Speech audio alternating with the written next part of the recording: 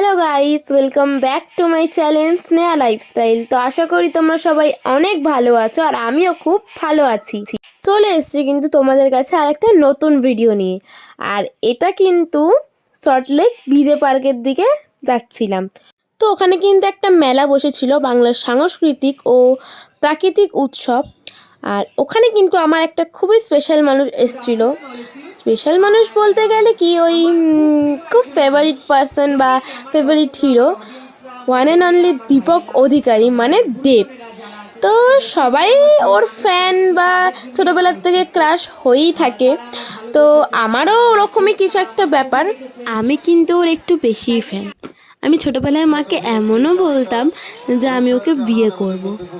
তো যাই হোক, ওখানে কিন্তু দেব একা আসেনি, এসেছিল নুসরাত জাহান, মিমি চক্রবর্তী। আর ওখানে কিন্তু পুরুলিয়ার বিখ্যাত যে ছৌ নাচ, সেই ছৌ নাচও হচ্ছিল। ছৌ নাচও দেখেছি আমরা, মজাও করেছি, কিন্তু আমি অপেক্ষায় ছিলাম দেবকে দেখার জন্য। আর হ্যাঁ, নানান এলাকার যে কাউন্সিলর, সেই কাউন্সিলররাও এসছিল, তো ওদেরকেও সম্মানিত করেছে। আর তোমাদের বললাম যে ছৌ নাচ হচ্ছিলো, ওটাও দেখেছি।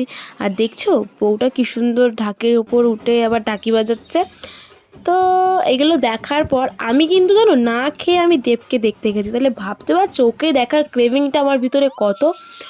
তো অ্যাটলিস্ট অপেক্ষার অবসান আমি দেবকে দেখতে পেয়েছি। আর আমি এতটাই চিৎকার করেছি যে তোমরা ভিডিওতেও দেখতে পারবে যে আমি কতটা চিৎকার করেছি। আর আমার পিছনে যারা ছিল তারা খুবই বিরক্ত হয়ে যাচ্ছিল। তো তারা বিরক্ত মারুক, আমি তাদেরকে গুলি মেরে আমি আরও চিৎকার করেছি। কারণ কি, আমার লাইফের একটা ড্রিম দেবকে দেখা, আর আমি সেটা দেখতে পেয়েছি। আমি চিৎকার করব না? অবশ্যই চিৎকার আমি করব। তো যাই হোক, একটা স্যাটিসফ্যাকশান, সামনে দিয়ে দেখার যে কতটা মজা তোমাদের আর কি বলবো। আমি প্রচণ্ড এক্সাইটেড ছিলাম দেবকে দেখার জন্য। আর দেখাচ্ছে বড় কথা, আমি তার সাথে হাত মিলিয়েছি, মানে এটা ফিলই আলাদা। ওর সাথে আমার হাত মিলিয়েছি আমি, মানে ভাবা যায়, মানে আমি প্রচণ্ড বড় ফ্যান ওর।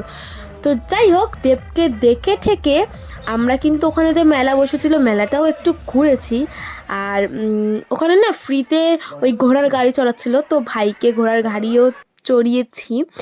তো ঘোড়ার গাড়ি চড়ে টড়ে আমরা, যেহেতু সল্টলেকের ভিতরে মেলাটা বসেছিল, তো তোমরা তো সবাই জানো যে সল্টলেকের ভিতরে অনেক নার্সারি রয়েছে। তো সেই নার্সারি থেকেই গাছপালা এনে এখানে এক্সিবিশন টাইপস কিছু করেছিল, তো সেটাই দেখছিলাম।